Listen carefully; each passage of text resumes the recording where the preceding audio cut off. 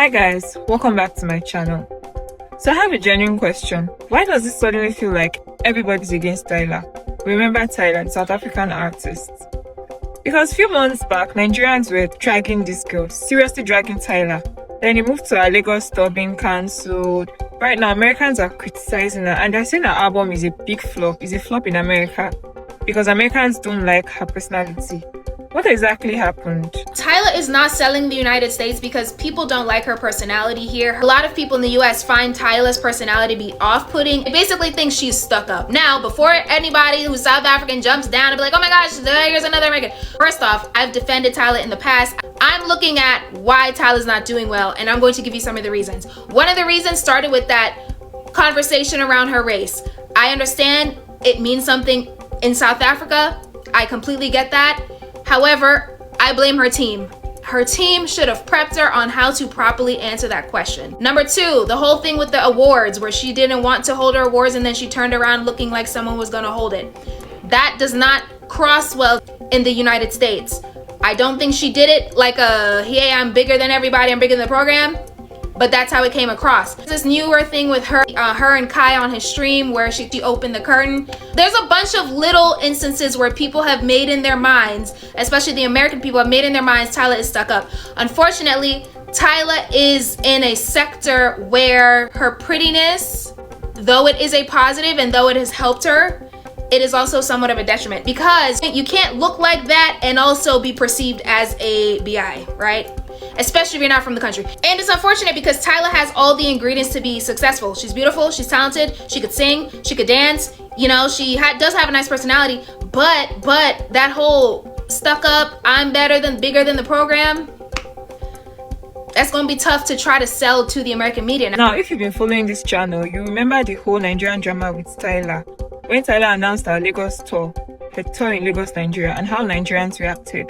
They said, no, we don't want Tyla in Nigeria. Since South Africans don't want Nigerians and other African countries too in South Africa, we don't want South Africans in Nigeria. I mean, the tour was later cancelled. The tour in Lagos was later cancelled, although there was no official statement why that tour in Lagos was cancelled.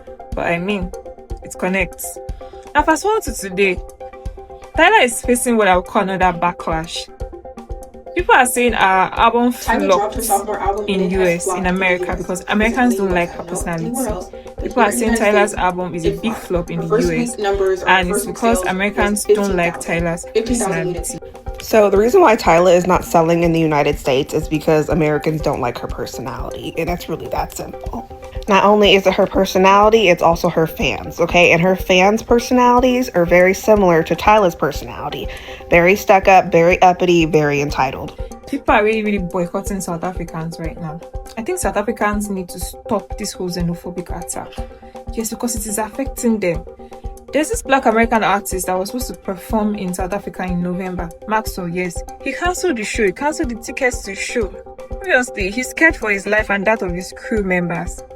His safety is just important to him. He's black, so he's Black American. And he has been seen and definitely hearing of the attacks, of the xenophobic attacks on other blacks in South Africa. South Africans need to stop this thing. You know, they were saying that Tyla doesn't need Nigerians to promote her music. Tyla doesn't need Nigerians to promote her song, to listen to her song.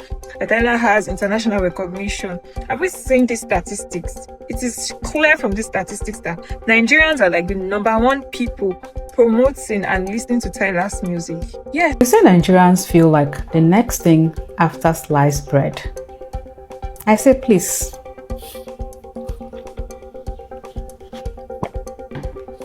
We are not just the spread. We are the factory. We produce the bread. Now, when I said Nigerians push artists across Africa and that we contributed to Tyla's Grammy success, this is exactly what I meant. Look at the numbers. Look at what we contributed. We are among the biggest supporters. Now, I'm saying among the biggest supporters because I'm trying to be cautious, right? But in real sense, we are the biggest supporters. Lagos gave Tyla 440,000 streams. Now, when you look down, Lagos is number 3. But when you add Lagos to Abuja, which is number 7, That makes us number one. If we put the figures together, that is 704,000 streams. And that makes us the biggest contributors on the charts.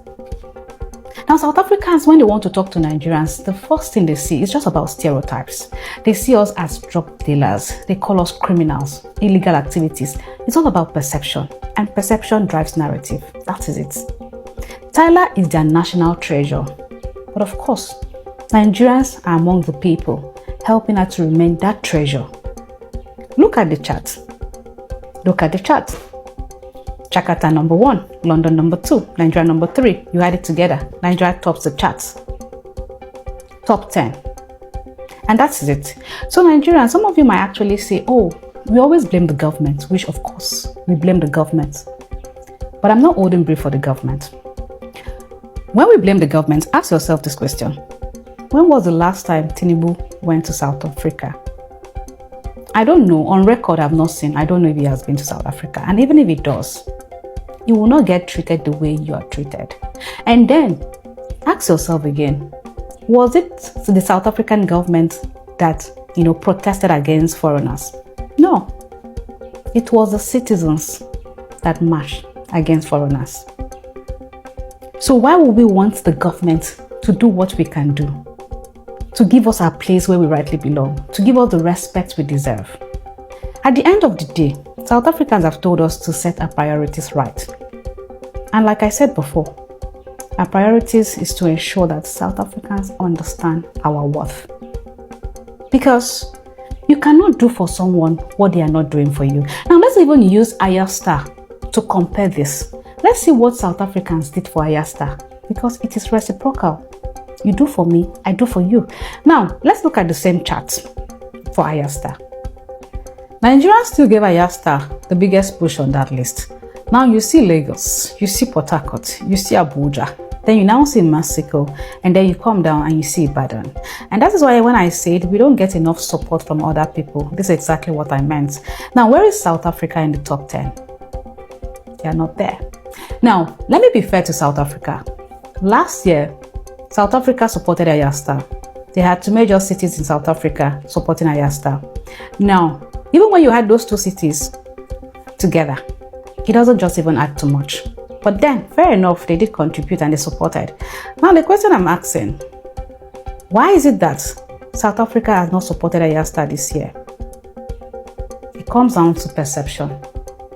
South Africans might not have announced that they've boycotted Nigerian music. No. But in actual sense, they have, because charts don't lie, statistics don't lie. So Nigerians, you see what I'm talking about. When people don't see your worth, you owe yourself the responsibility to show them who you are. The law of reciprocity is simple. It's just like the golden rule. So if you are an ideologist, use the law of reciprocity. If you are a Bible student, use the golden rule. If you're a Nigerian politician, use weakest model. Eyendeba, eyendeba. Eyendeba, eyendeba. You do for me, I do for you. If you love music, use Burna Boy's song. Now who love me, I go love. Now who love us, we go love. It's not hatred. It is not revenge. It is balance.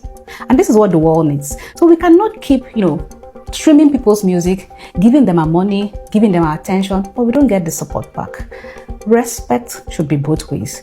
So from now on, Nigerians, using this model, either of the models we believe in, let us know where our support is going. Nigerians, if this South African thing no vex you, it vex me past all the things we don't do for Nigeria. Make I use pidgin talker. It vex me, and I'm not letting them go anytime soon. It is a truth at the time. Personally, I feel like creative control has absolutely fucking nothing to do with it. What Tyla's problem is that she has alienated the exact same fan base that her team, her label, and her are trying to market her music to. Black people. When she got on stage and did that shit to Halle, she immediately put a bad taste in black people's mouth and then refuses to define when she's calling herself colored. And then when instead of responding to that, she decides to then do it on The Breakfast Club, 3-4 goddamn years later, she decides to keep taunting, teasing, and poking the bear at the black community. Yeah, you're going to alienate your fucking fan base. So now, we, the black community, have completely turned our backs on her. She is now known as an uppity African. She is now known as Rihanna's fucking understudy. She is now known as Rihanna's not-so-secret stalker. So that's really, truly the reason her album came and went and tanked, because the same fan base that she's now trying to come around to, be good friends and buddy, and now, oh, let me explain why I'm colored, are the very same people that have moved the fuck on and are not going to buy her shit. So that's Tyla's fault. That is not a creative control fault. As an artist, that she should have came in this industry with an ounce of humility, an ounce of maybe being herself for one fucking second, and then she would have gotten the respect, and then her album would have soared up on the charts. But this is the reason she's going to continue to flop. Because one, she's a cosplayer, and two, she already told us who she was at the beginning. I think South Africans need to put an end to this, because I keep on asking myself, when will all this stop? When is it going to actually stop? I'd like to know our thoughts. Let's share our thoughts respectfully in the comment section. And if you found this video very informative, if you enjoyed this video, do not forget to like, share, and subscribe. Thanks for watching. I'll see you again in my next one.